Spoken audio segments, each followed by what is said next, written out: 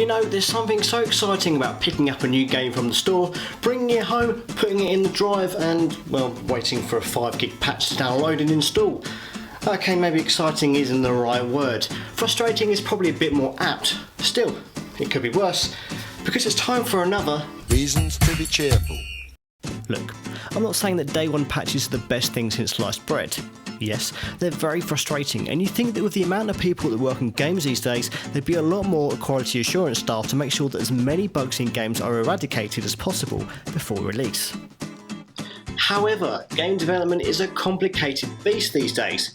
With your modern AAA games taking millions and millions to develop, with hundreds of people involved, sometimes in different development teams and even different time zones, the creation of a retail video game is a massive and resource-intensive process with a ton of moving parts. The scope for errors and bugs is so incredibly huge now that it is incredibly difficult for even the biggest and best quality assurance and playtesting teams to pick them out. Is it any surprise that when a big new game is released, people find bugs? So why don't developers and publishers wait until a game is completely bug-free before releasing them into the world? Well, with any sort of software development, there's a level of tolerance for errors and bugs that can manifest themselves before a game is released. Now, in my own experience of dealing with non-gaming software developers, they'll have a list of potentially show-stopping bugs, a list of problems that ultimately break the software enough so that it's useless to the user. There's a low tolerance for the minor bugs that might cause cosmetic issues, and they'll usually be low priority to fix. It's not that these minor issues won't be fixed, but that the developer will deem that these problems won't cause too much detriment to an end user's experience of the software. But something as big as an important option not being saved, or a screen not showing up when it should, is a massive problem for the user, something that you just don't want them to experience. And for the most part, the developer won't ship a software release until these show-stopping bugs are fixed, and I imagine the same is true for video games. As for video games, with the massive amounts of money invested by publishers, games need to be released on time and just on budget. It's basic project management.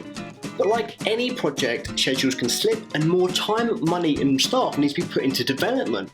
Now, with games having to be finished many months before release so that the discs can be pressed, that the press coverage is sorted out, etc, the pressure is on for games to be developed, finished and ready to sell when a publisher says it needs to be.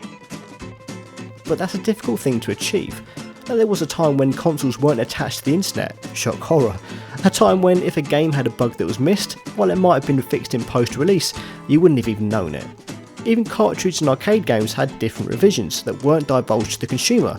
In some cases, buggy games might have been recalled and replaced, but in most cases, if you had a buggy game, you just had to deal with it.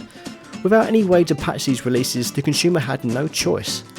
Thanks to the advent of online-enabled consoles, these issues can be resolved in a prompt fashion, and those patches delivered straight to the consumer.